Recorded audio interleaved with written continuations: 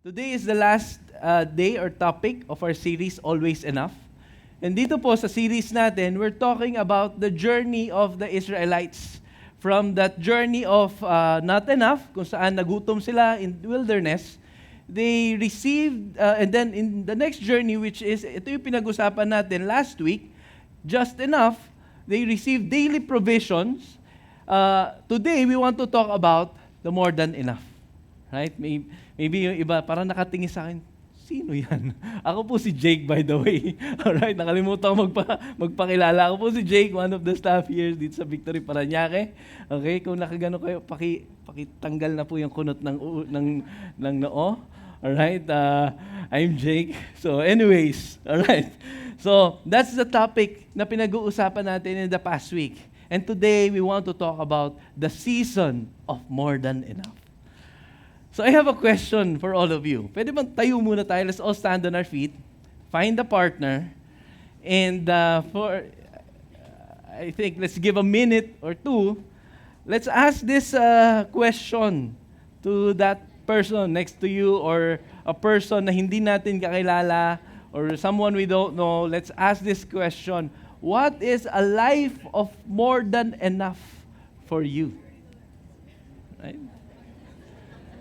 Let's find a partner. Yan.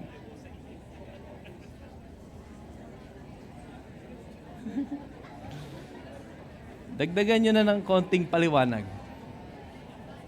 Few explanation why.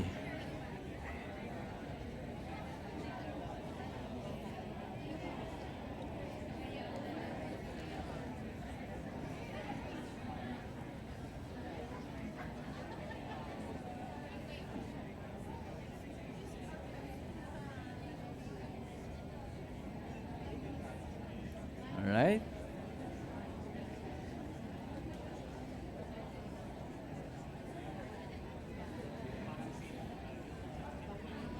The other person naman, yung nagsasalita dapat. Let's give chance to the other person.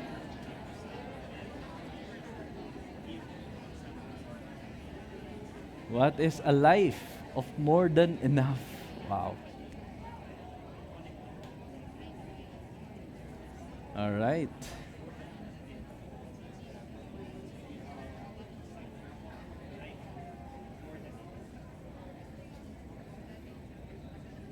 All right. If you're done, you may now take your seat. Ayun, bilis. Thank you, Lord. Thank you, everyone, for participating. Exercise to eh. So, more than enough. It's a life of abundance. Tama? Sino dito gusto? Who among of you who wants to live a life of abundance? Yes! Come on, lahat tayo. Lord, alam mo po yung mga hindi nagtaas ng kamay. You know, a life of abundance, when it comes into our life, ang nagiging buhay natin, it becomes stable, comfortable, tama? And it's a life of increasing. Sarap nun. Lahat tayo gusto nun, no? For some, the life of abundance or a life of more than enough may be, yung ref daw, puno ng outside. Ganon. Kasi ang hirap maghanap. Ganon. Or yung iba, mas marami daw ang sasakyan. Or air-conditioned yung buong bahay hanggang CR. Ganon. No?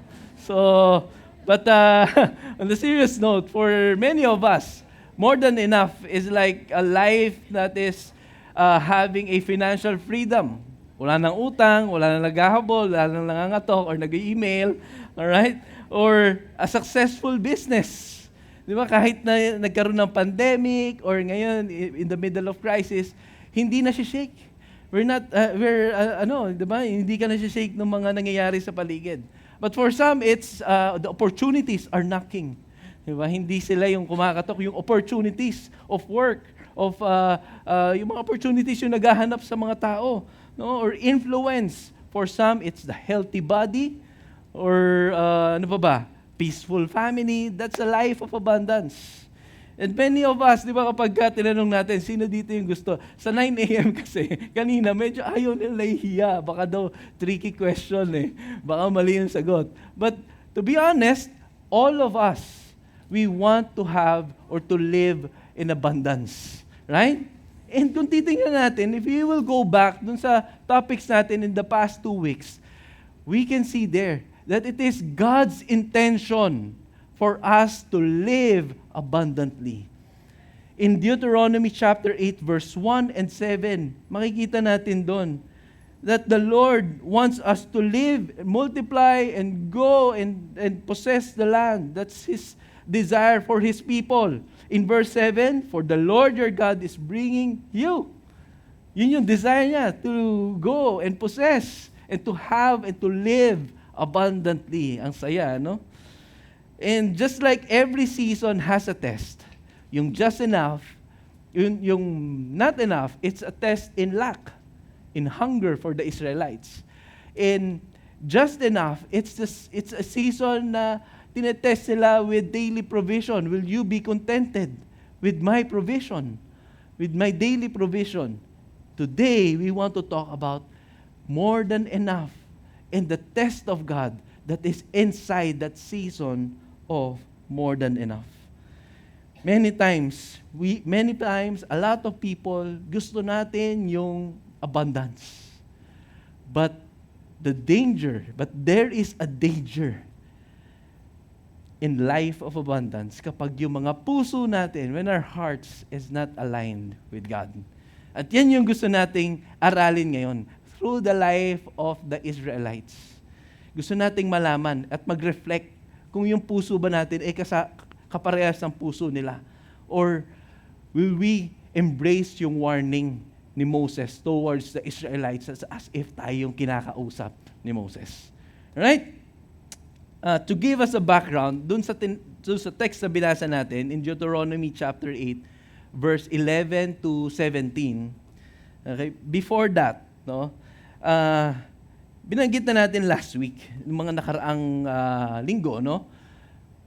The Israelites, the first generation of Israelites, they are the one na naka-experience ng miracles ni God, but somehow, with their hearts not aligned dun kay God, okay, they repeatedly complained, rebelled against God, especially in the wilderness, and the result is hindi sila nakapasok or hindi sila nakapasok doon sa promised land, and yung buhay nila doon nag-end. Namatay sila doon sa wilderness. And Moses now, in this text na binasa natin kanina, he was speaking to the new generation and giving them warning so that hindi sila mag-fall kagaya ng first generation. And nakakatuwa kasi the heart of this second generation is really obedience. Nandoon po yung obedience sa puso ng mga second generation na to. And in this text, mapapansin natin, may mga kinulayan ako dyan. Take care lest, beware lest. Those are indications of words of warning. Moses was speaking, be careful because you might end up to this one. This is a warning because if you will not do it, ito yung magiging buhay ninyo. So that's a warning na ibinibigay ni Moses doon sa mga tao. And in this text, kung aaralin din natin, Moses describes what life looks like in the promised land. The promised land is their abundance for the Israelites. So, we can see there that the people, when they enter the promised land, they would eat and be full. They will eat and be satisfied. They will build good houses that they never experienced in the wilderness. Their houses there is, mga makeshift tents. Ganon. So they would see their herds and flocks multiply. And silver and gold, mag-i-increase yan. And everything they own, it will multiply. So, this represents the abundance. Yung pong herds and flocks, it represents God's blessing and provision. The increase of silver and gold, just like us today, kapag mataas ang inimbak mo na gold, it's a sign of prosperity and stability. Kapag ang mga ari-arian ay nag-multiply, that represents God's blessing in every area of their lives. That's a picture of abundance. And again, nothing wrong with this abundance because it came from the Lord. It is the plan of God for them to possess this kind of land and to live abundantly. But again, sabi ko nga kanina, yung mga taong hindi align yung puso nila sa Panginoon, there's a danger. And Moses saw that tendency ng mga tao when they live in abundance and their lives are not aligned with God. The first one, in verse 14. Sabi dito, sa verse 14, then your heart be lifted up and you forget the Lord your God. I want to focus on that one. The word to forget God. That would be our tendency when we live our lives na hindi align sa Panginoon. And then, in verse 11, sinabi din doon, take care lest you forget the Lord your God by not keeping His commandments. Ibig sabihin po, pag sinabi nating forget God, hindi lang siya a lapse of memory. It's not just a lapse of memory like a key. Alam mo yun? Makakalimutin. Nasa kotse ka na, nakalimutan ko yung susi. Forgot my keys. Or if I forgot my wallet. It's not like that. Pag sinabing to forget God is a deliberate neglect of His commands. Parang nanay natin. Nanay talaga eh. Tatay din. Ako din, no? Nanay at tatay. Magulang natin na minsan, di ba, parang may sinasabi sa atin because hindi mo gusto, you will disobey. You will intentionally forget what he or she is saying.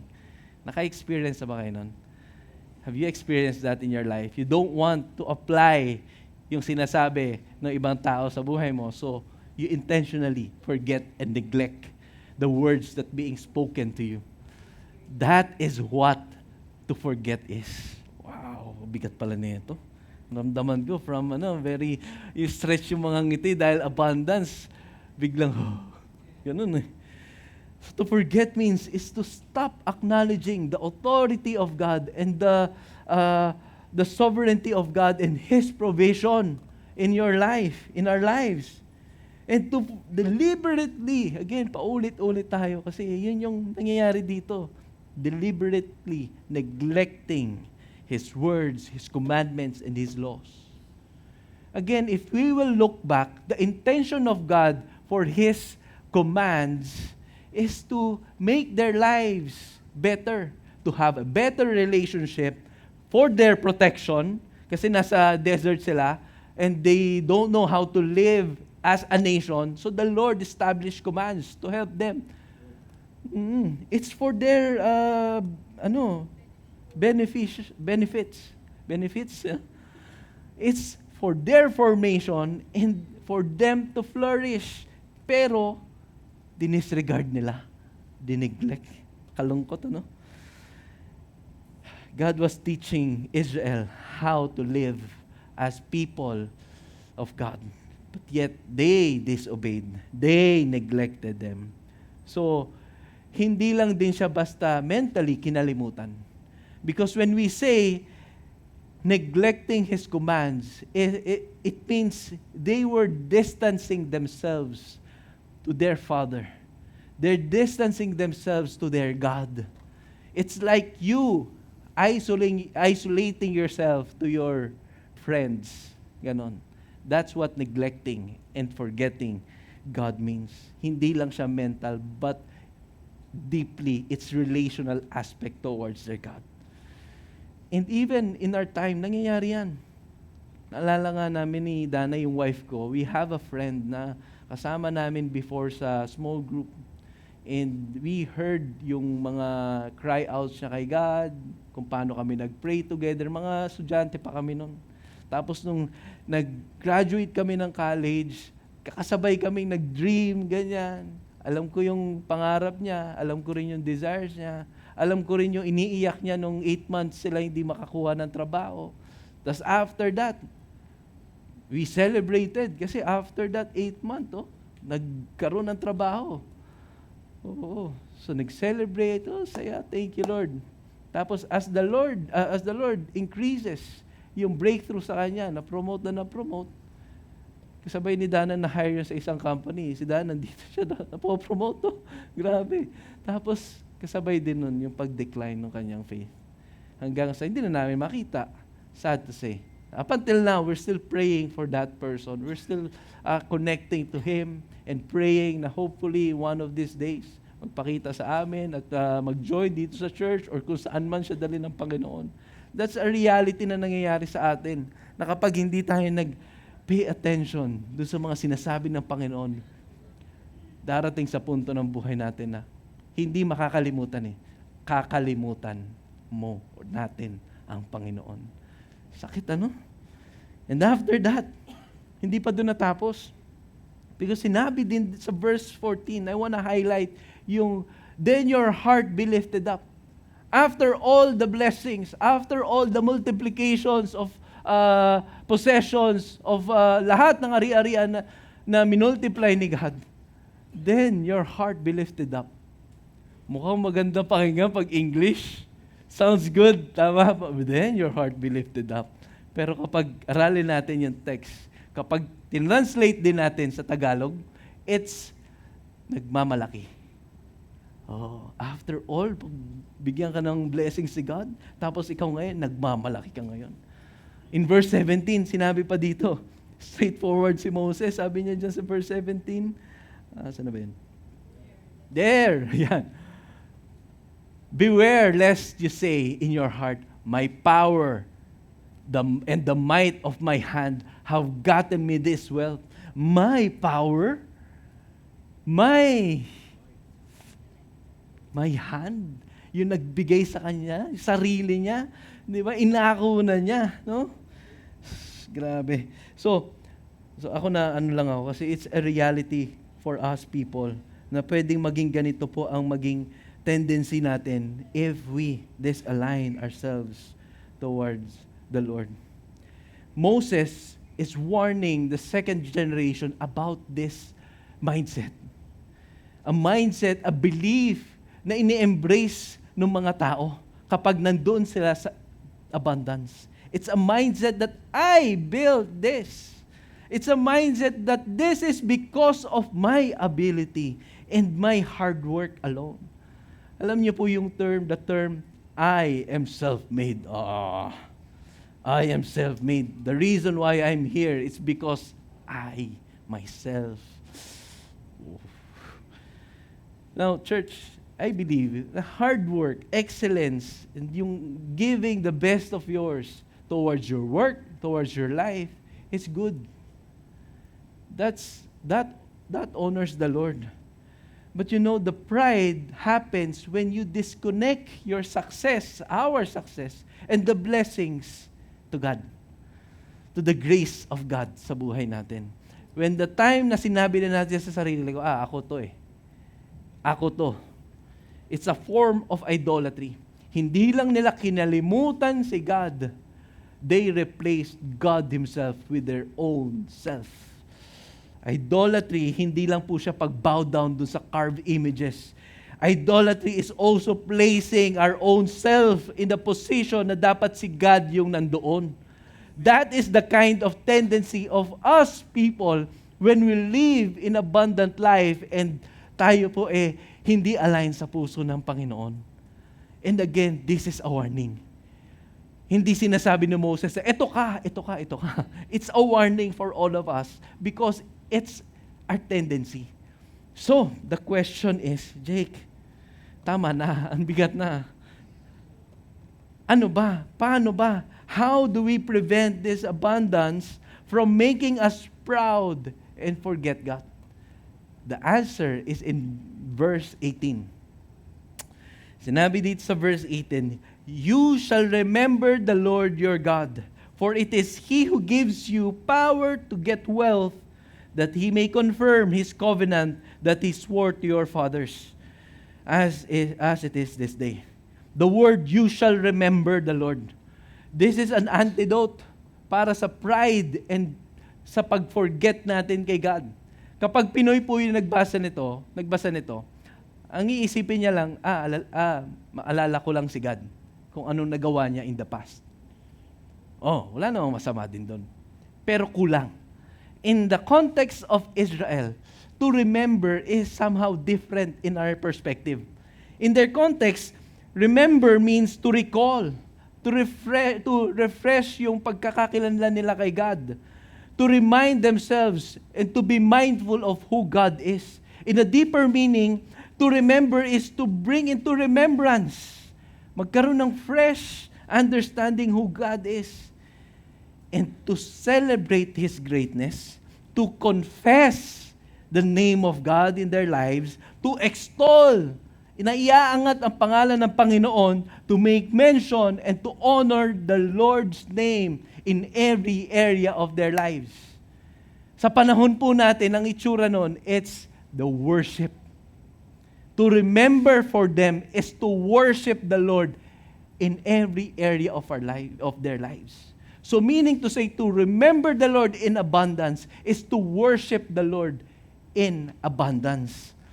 Akala ko lang din, intellectual remembering, cognitive function ng utak natin is to remember something na nakalimutan. No.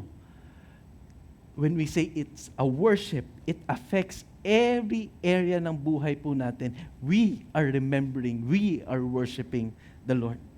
And if we study even more kung ano yung worship in the lives of Israelites, you will notice this, that true worship carries sacrifice. It's a sacrificial worship. Hindi pumupunta, for example, I have here a picture of the tabernacle. Families would go inside that tent, that tabernacle, carrying something for the Lord. And take note, that something is not just something. It is the best. It is the best of their crops, the best of their flocks. It's a sacrifice. It's a sacrifice. They would go in that place bringing offerings to the Lord as a sacrifice. The firstborn flock, the grains, the first fruits of their grains, yung mga pangunang ani, in the oils, in the offerings, galing dun sa pag-increase ng resources na meron sila. Now, why? Because for them to say worshiping the Lord, it means for them, Lord, everything we have in this life, it comes from you. It takes away the pride or the sense of being prideful na pagmamay-ari ko ito. For many of them, those animals is their livelihood.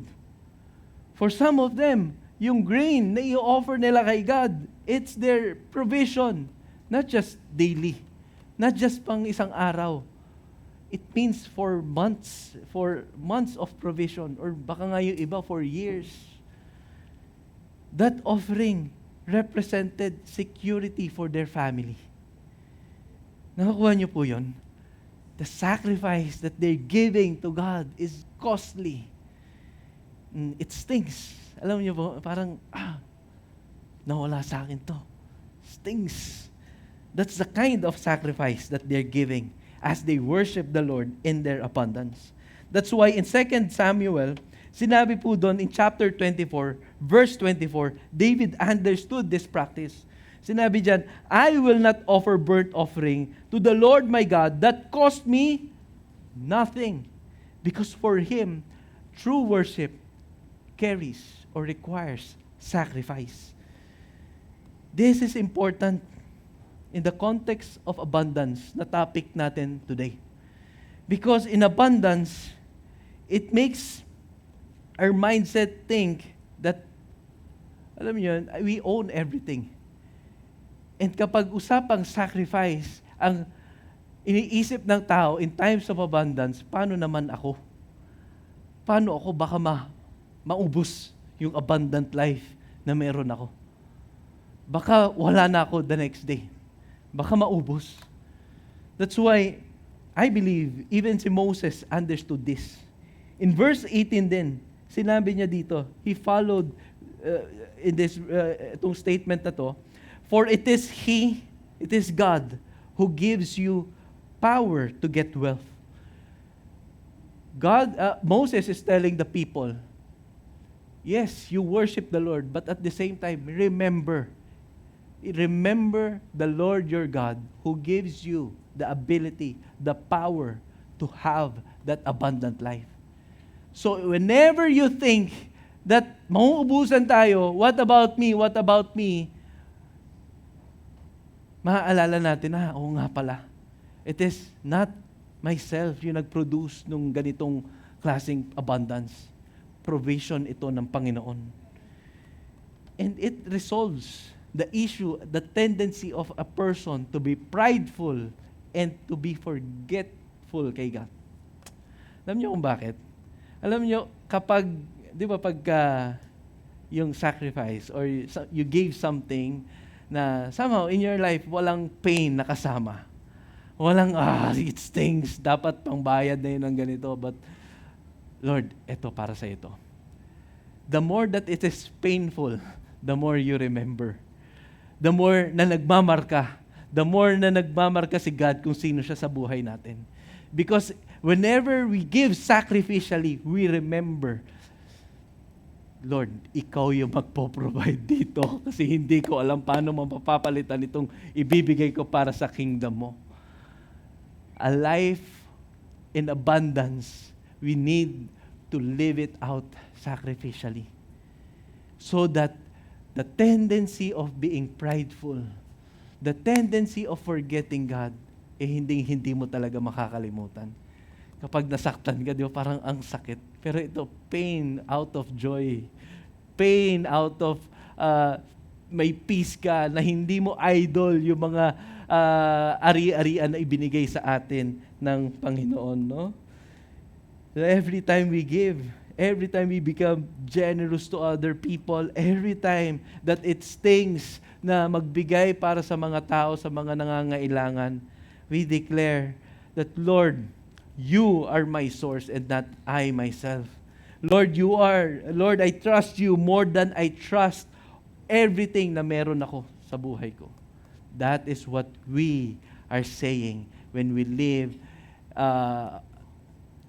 in the season of abundance, that we are living sacrificially for the glory of God. And Moses continues this in verse 18. In Deuteronomy chapter 8, verse 18.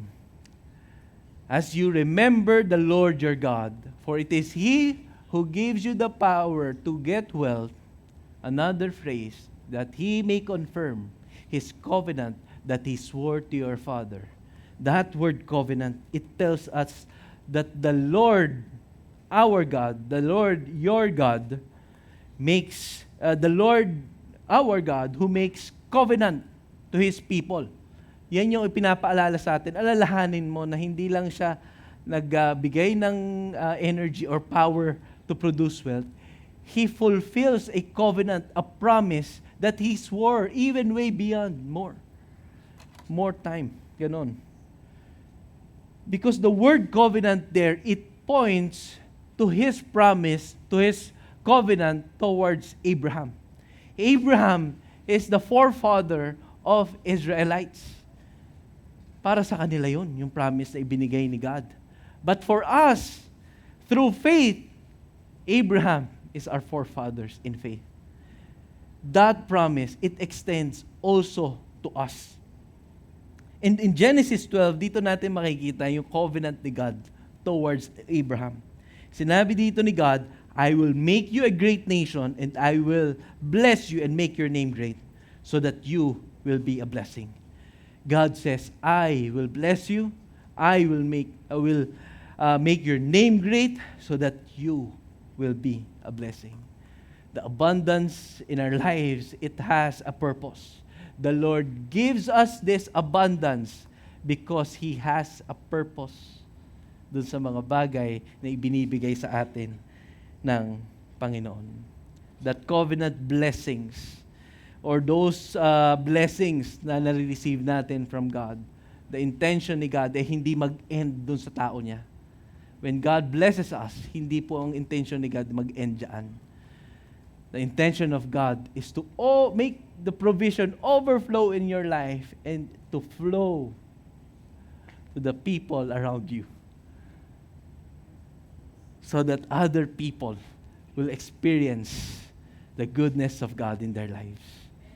Amen? Palapakan natin si God. Thank you, Lord, for that reminder. You know, I just want to show again the picture ng Love the City. Again, that is 290 plus bucks. But the equivalent nito in the kingdom of God is for eternity. We don't know really kung sino yung mga tao nag-receive kay Jesus during that time. But as the people of the church, this church contributes together for the kingdom of God to be advanced. That is the result. That is what we are talking about. That is what the kind of life in abundance na gusto nating i-embody as a church. Because as a church, we will witness everybody. Look at the people next to you. The Lord will bring breakthroughs sa buhay na bawat isa sa atin dito. But at the same time, we have to be mindful. We have to be careful that in our life in abundance, we have to remember who our God is. That in life in abundance, we have to worship the Lord sacrificially in abundance. Because you know, it is the Lord who provides in our life. You know, what I realize, this text, it points us also to a greater covenant. It is the covenant of Jesus extended to people like us, to covenant people like us. It says in 2 Corinthians chapter 8, verse 9,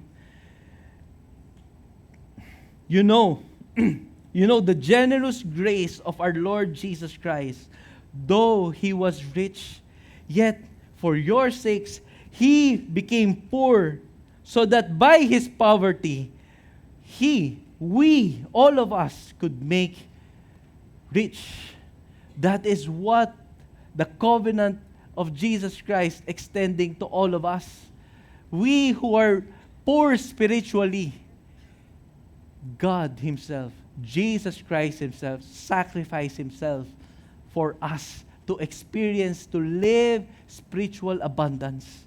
Because for Jesus Christ, abundance is not just money provisions, it's not just possessions, it's not just earthly possessions.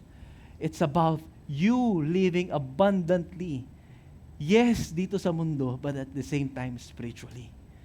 That is what Jesus did for all of us. And I'd like to pray for all of us today. Because many of us we're thinking we might be longing for earthly treasures, earthly provisions. Maybe the Lord is saying, before that, I want to settle something in your heart. Us being spiritually poor sa mga puso po natin.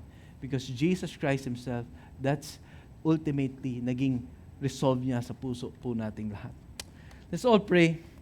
Lord Jesus, thank you for you have reminded us, Lord, that true abundance is not found in possessions, in comfort, and in earthly success, O Lord, but in having you being the Lord of our lives, O God.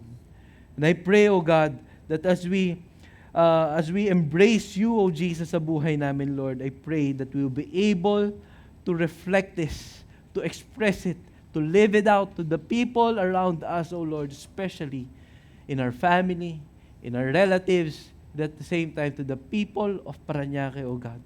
Lord, yes, it is your will for us to live abundantly.